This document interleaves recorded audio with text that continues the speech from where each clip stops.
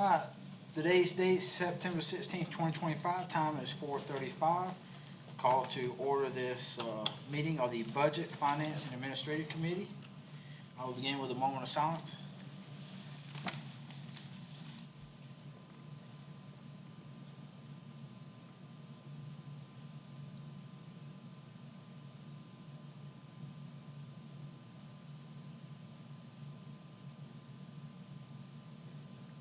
Mr. Root, would you pray for us?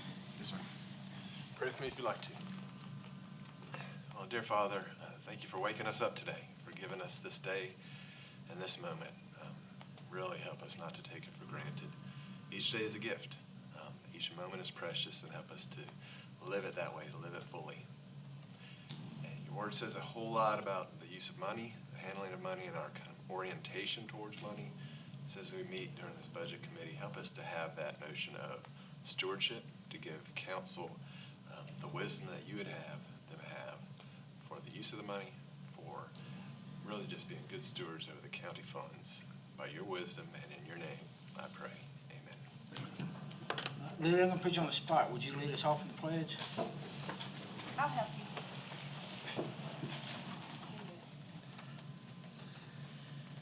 Pledge allegiance to the flag of the United States of America and to the republic for which it stands, one nation, under God, indivisible, with liberty and justice for all.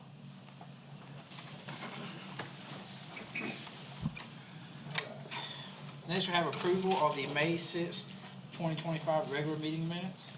Make a motion. Second. Motion second. Second. All in favor? Aye. Next, we have discussion regarding the implementation of financial policy related to direct funding requests and allocations. Ms. Brock, I'd like to turn it over to you. Yes, sir. Thank you, Mr. Chairman. Thank you, committee members. And thank you, Lily, for leading us in the pledge. And thank you, David, for attending your first Budget Finance Committee Administration meeting.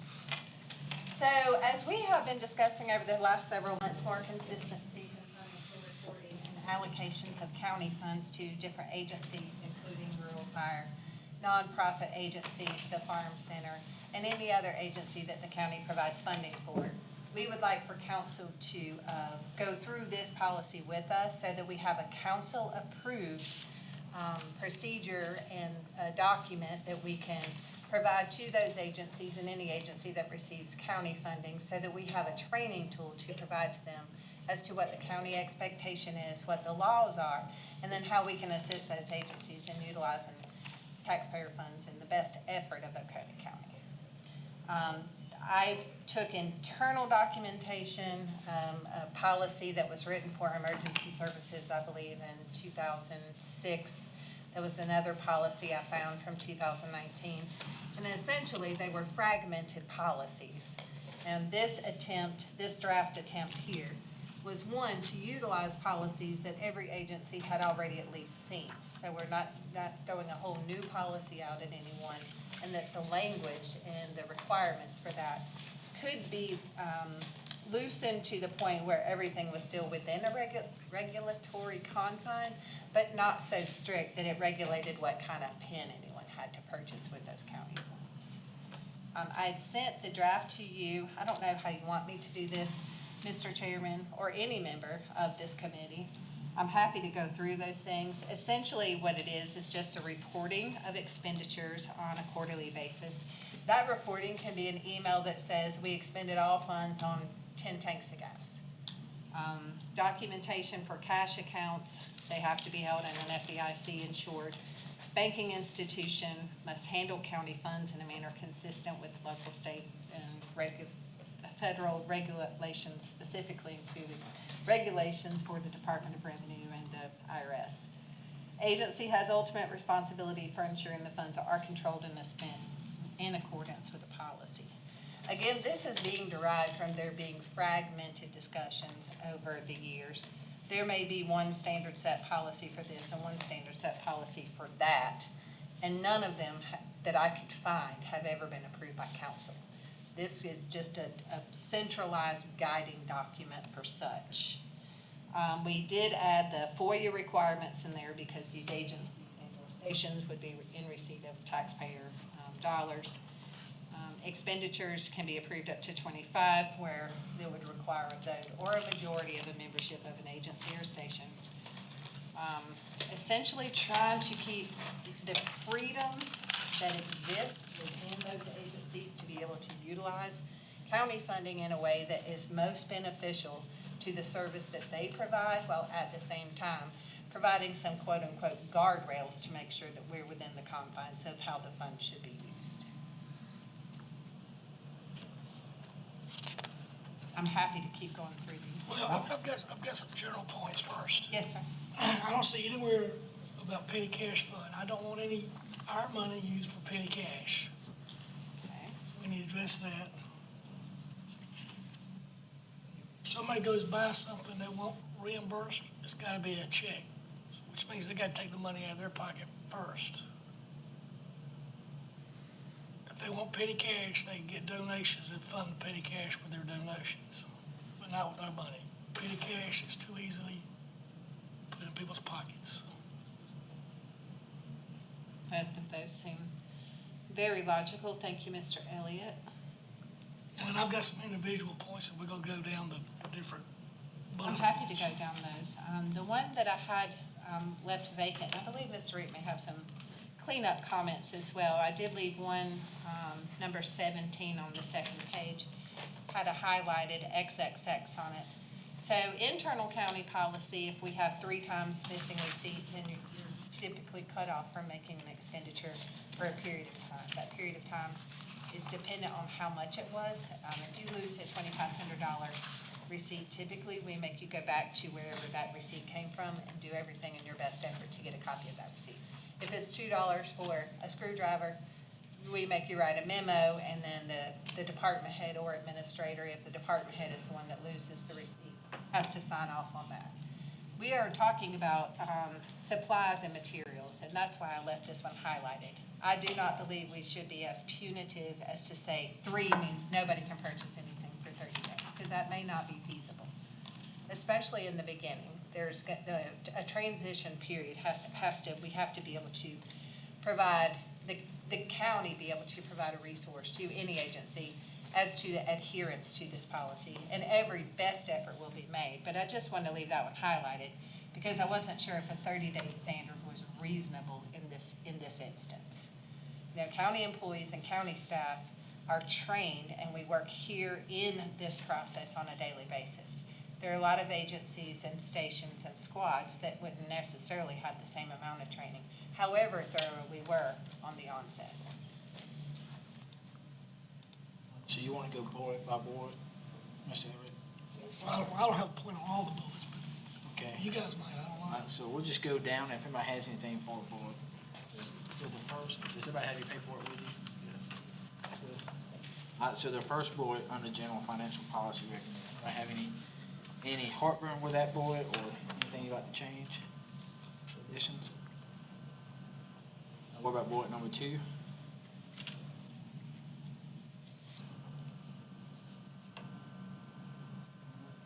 What about number 3?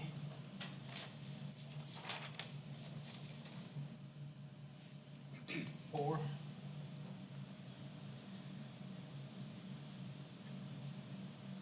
5.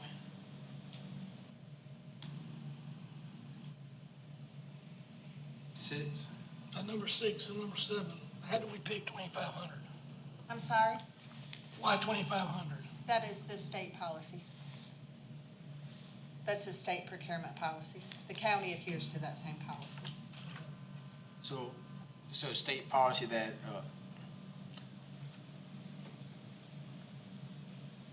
so that individual department or something can approve up to 2,500, and beyond that, they have to do what? That is entirely up to y'all. I put in the state policy because above the 2,500 would be a majority. So you would have more than one person able to make that decision. Okay. So, Mr. Durham, I'm gonna spend $2,499 on something for council. But if I'm gonna spend $6,000, I would need one of y'all to agree to it. But for these agencies to spend over 25, what would that process look like? If For they them to spend over Say 25, just a $3,000. majority agreement from their membership Okay, or their board of directors if it's a nonprofit. Okay, so I wanna buy 2 tires for the fire truck. Each tire is $2,000. What's stopping the agency from writing 2 checks? That's where the quarterly reporting comes in, and that's when we go back and try to retrain. I mean, essentially, we don't want to put ourselves to be, a punitive agency. We want agencies to be able to do what they do, and they're not government agencies. They don't have the same regulations we have. What we would do in that instance is say, hey, so this is how it should have gone. I see that you bought 2 tires. I see that you didn't get a majority of your membership. One, we could go back and say, hey, is the majority okay with this? It is after the fact, but did y'all know about it, and are you aware of it, and are you okay with it moving forward? The second component of that would be to say, this is how we would like to do it in the future. If you have any questions, please give us a call. We have a designated employee at the ready to answer questions and provide that assistance to you. I mean, if they needed help doing any of this, we've got an employee paid for out of that fund specifically for this. Doesn't number 8 kind of cover that, John? It addresses you're it, right. yes, sir. Keep from circumventing the system. You're right. But I think when I read 6 and 7, it gets a little bit confusing because the agency can approve expenditures up to 20. Well, I think of the agency as their membership, and then the next one says their membership. To me, that's, if you say just the agency, is that just their leadership? Like, how does that? Because it's, to me, 6 and 7 is talking about the same group of So people. the agency would be the director, chief, leadership, and then the majority would be their board of directors. And again, remember, I wrote this pretty broad, and I can narrow it down as much as necessary. There can be changes made to it on every bullet. I just took 2-3 different policies and tried to marry it all so that we have some consistency across the board. So if we wanted that to read the agency director, chief, head, to separate. I think that, yeah. Okay, I can definitely do that, thank you.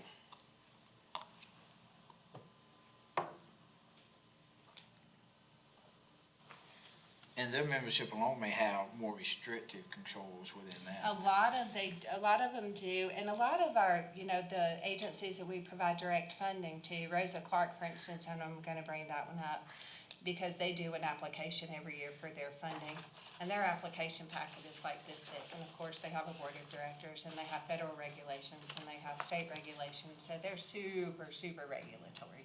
Where we may have another agency, the Chamber of Commerce, for instance, it's not quite as regulated as that. Okay. All right, so we've hit 6, 7, and 8. Anybody have anything else on those? What about number 9?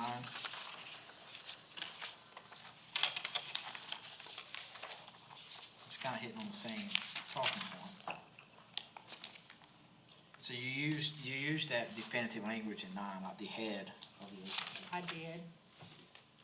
I must have gotten smarter as I kept typing. All right, is there any other thoughts on 9? All right, number 10. Number 11.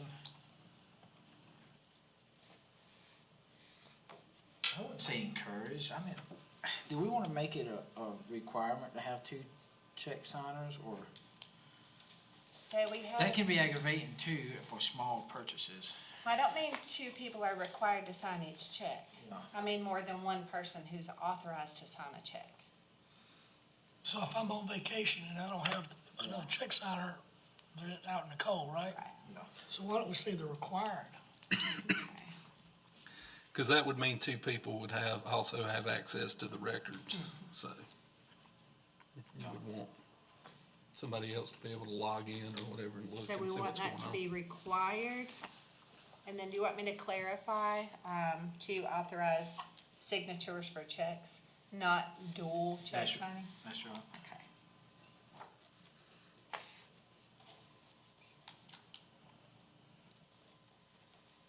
Does anybody have anything for number 12?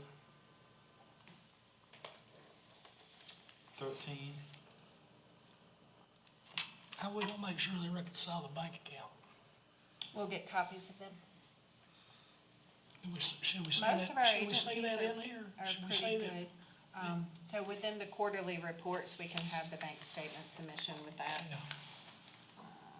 Bank statement submission. And a lot of banks, you know, it used to be you get your bank statement 7 days after prior month closeout. I personally bank at a local bank, and sometimes my bank is 17 to 18 days now for prior month closeout. Should we have somebody other than a check signer reconcile the bank account?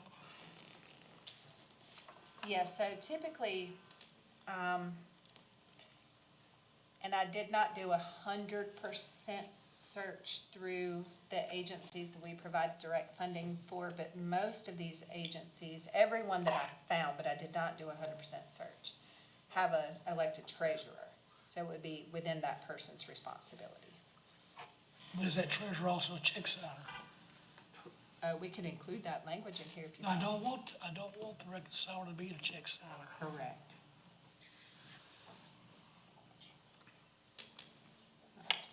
Is that, and I'm just asking questions, is that unreasonable for some of these organizations? Sometimes it's hard to find people willing to sign checks and with a skill set to reconcile. Somebody's gotta do it. Is that something we could have the employee do if they were a really small organization, that we could have that employee if they wanted So them to do the let's leave reconcile? that language in there, and then if, Okay. So We can I'm gonna look at put an that. asterisk by that one, just to make a notation that the county may provide reconciliation assistance for departments. That are I was small. gonna say the check signer can't be the bank reconciler. That's really good. Thank you, Mr. Elliott. what number was we at? That was 11, That was 13. 13, 14?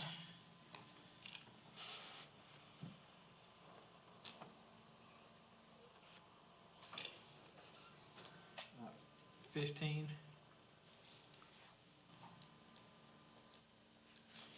16? You got, let me back up to 15. You got date, payee, and amount. But typically your checks has got a line down there, what it was for. Like a memorandum line? Yeah, Yeah. that's good, Mr. Miles.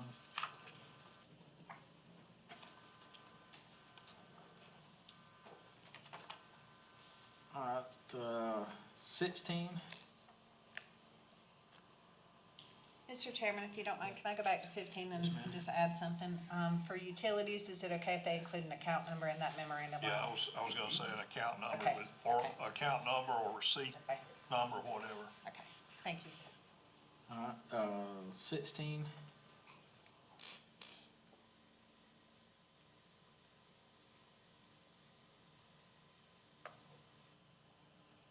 okay, 17,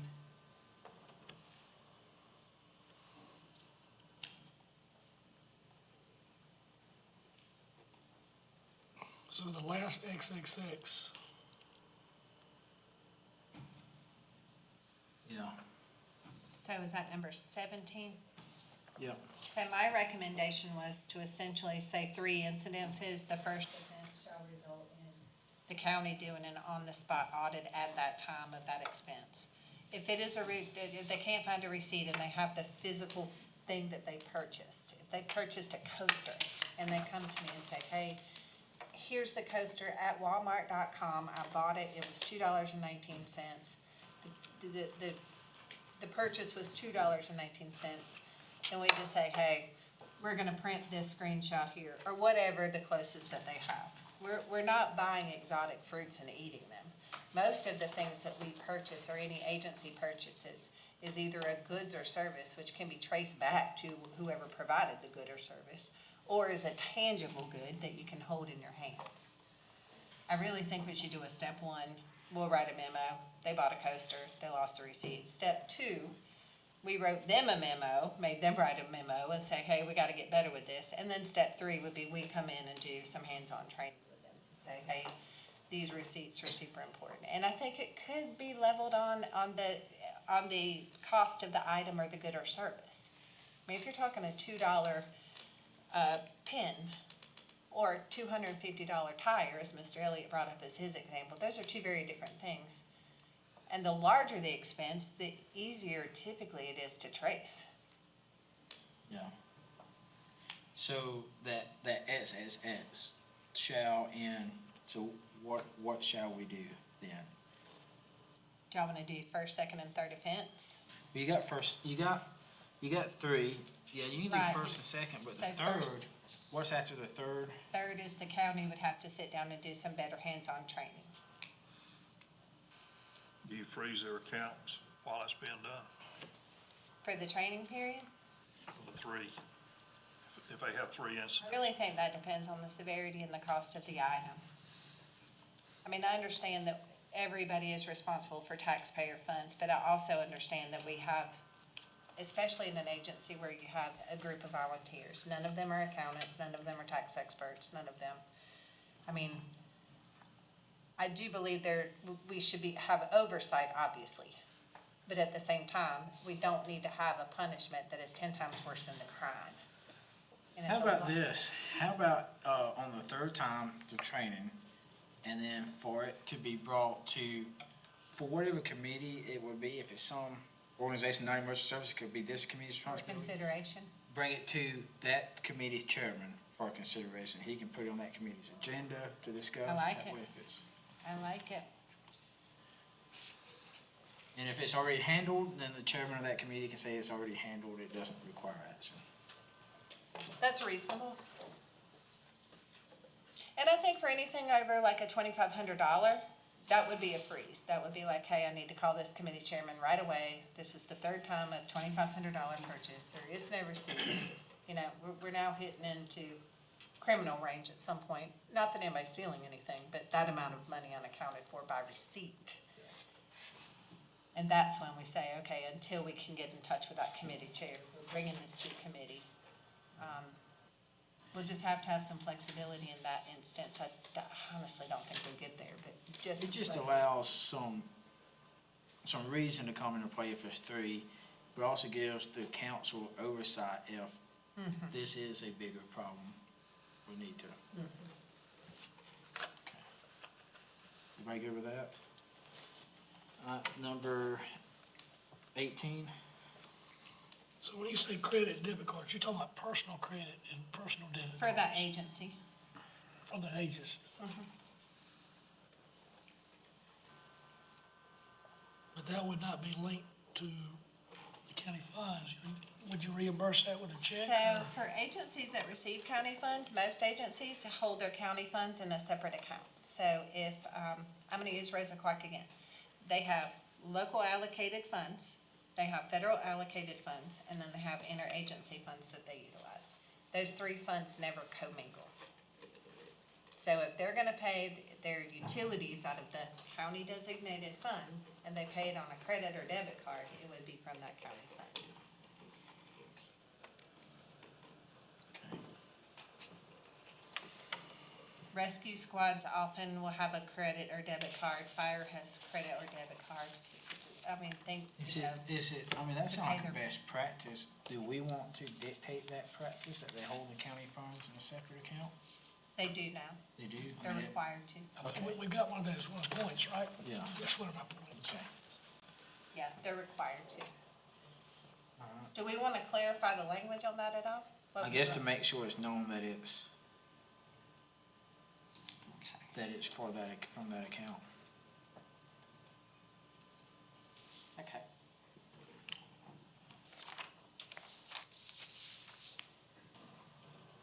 Nineteen was a little bit difficult to word.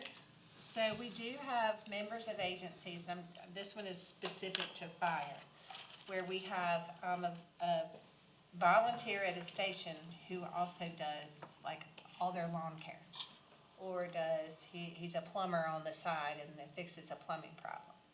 As long as those payments are quote unquote within reason, I don't see there being an issue with it, because typically if you're volunteering for a station and providing a community service for your district, your fire district, your rescue squad or whatever, you're likely not overcharging the very people you're serving. Can we just put that language in there that is, as long as it's at market value? Because we don't want a defensible case to be later, you know, they overpaid by 15,000, but like, well, it's At allowed. market value? Well, not at, you know, below, or within standard. How do I David wanna Drew word cannot that? feel my stare. Reasonable. Got lots of- Reasonable, within reasonable market value. Okay. And I don't wanna say it in a way that makes them charge reasonable market value either. Not to That was exceed, my concern. not to Yeah. exceed reasonable market value. Okay. What about 1099 reporting? Well, John, that's a good point. I fixed, 1099 reporting. Yeah, this could get sticky if you got audited by the federal government.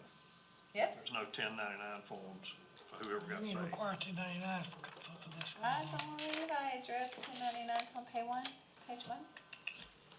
Yes, agencies must handle county funds in a manner consistent with local, state, federal, and law and regulations, specifically including regulations by South Carolina Department of Revenue, IRS, including 1099 reporting requirements. Okay. That is in number 3 on page 1. okay.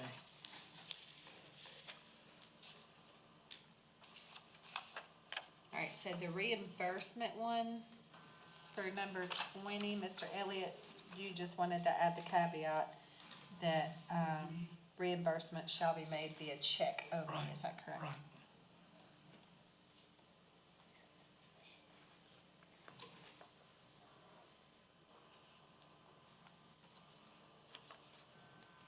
Okay. So that brings us to.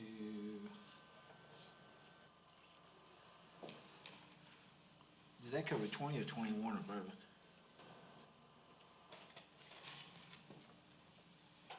Both, Okay, so 22, I'm sorry,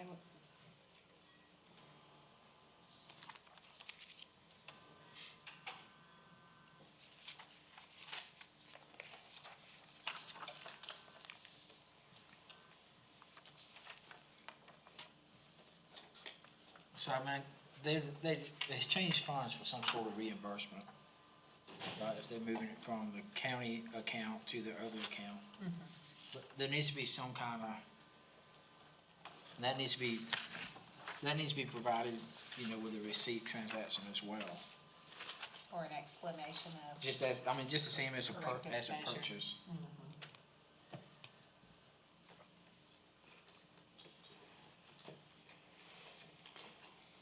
And there has been instance, and again, I'm gonna bring up fire stations for this particular example, where there's certain things that are allowable with 1% funds that were not allowable, 1% allowances have changed over several years.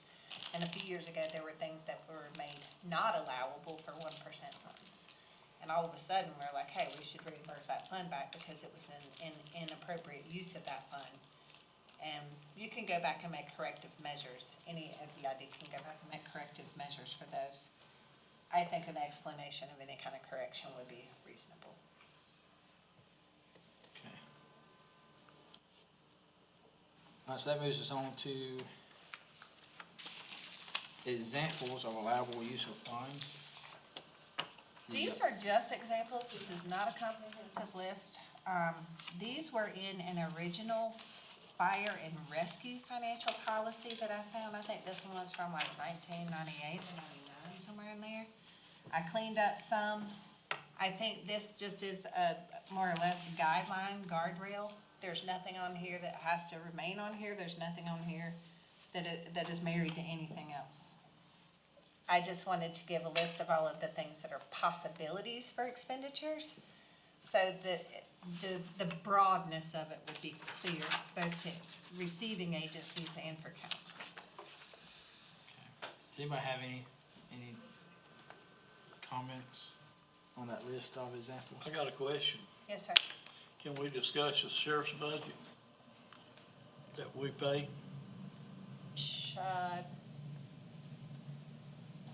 Hang on, I'm looking at the, Does it relate to financial policy at all? Yes, money.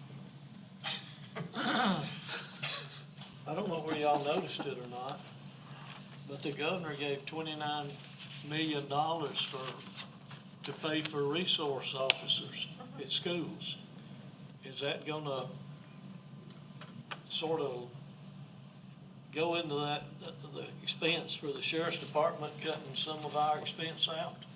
We have a request in because we have one SRO designated for each of the 18 public schools in Oconee County. We have a request in for clarification because the county was proactive in its placement of SROs into public schools in Oconee County. We weren't in the allocation for funding. I did send a request in to the state DOR to request that the county be considered for that, in the argument that we should not be punished or be left out of the funding round for that just because we had preemptively done it. So I can't answer a yes or no yet. So I was gonna bring this up in the normal meeting, when we get ready to set the millage under that. So everything Ms. Brock says is correct, but we had just enough resource officers to fill the schools. So anytime they're out on medical leave, paternity leave, maternity leave, sickness, there's a gap there. And what I like to do is for staff to work with the sheriff and the school district to see if we can advocate for, hey, we're not fully staffed, there is a gap every day, and that's a weak point, so that, we can fill that need. And even if we can't get it from the state, I like to encourage the school district to fund it. Maybe we work with equipment, because at any given day, how many schools, 18, 19? 18. You know, there's somebody out, you know, and sometimes on long-term leave. And they'll pull a deputy from another school to go walk the halls of that school, and then the other school's open. So we're not fully covered, and I think we can advocate to the state, hey, we need funding at least for one position. They're not gonna help us with all of it, because you're getting penalized by being proactive. But at least give us that funding so we can have a rover. You know, if everybody's staffed, you can go provide extra help or relieve people so they can do training, whatever. But I do think we need one more position to fully cover all the schools. And if you're already working with the state on it, I don't think I'll make a motion on the next meeting.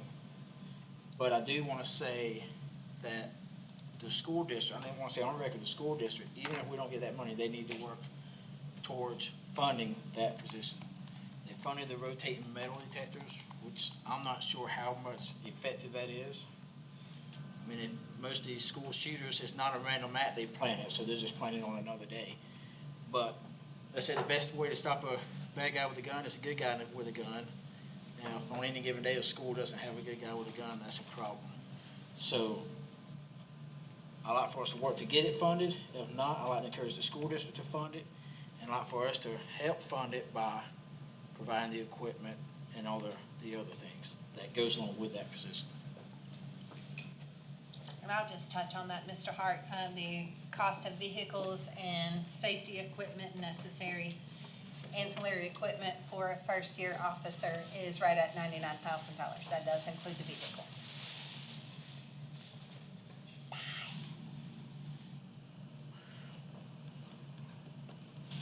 Okay.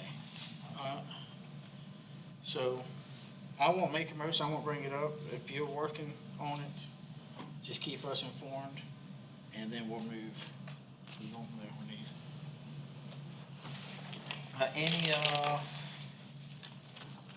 Any other comments on that section? Again, I do want to state that this is not a restrictive or itemized list in any way. I just wanted to show the broad field in which these things and funds could be utilized for. I mean, anything related to operations of an organization or station. Okay. Non-allowable uses. I almost didn't put these, but I think once we did have an incident for cash withdrawals, there is an active investigation currently in a rescue squad.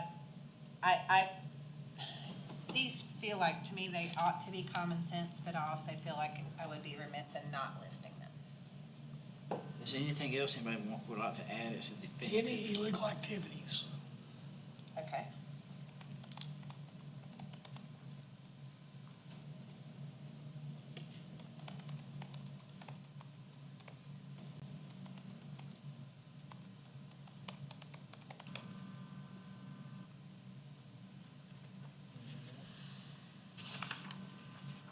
So the next step now is just to tidy up the list, you think, just bring it back to a regular council meeting? I will have this document tidied and ready for council approval on the October 7th agenda, if that's okay with y'all. Yes, ma'am. Have any other comments? Have a motion to adjourn? Make a motion. Second. All in favor?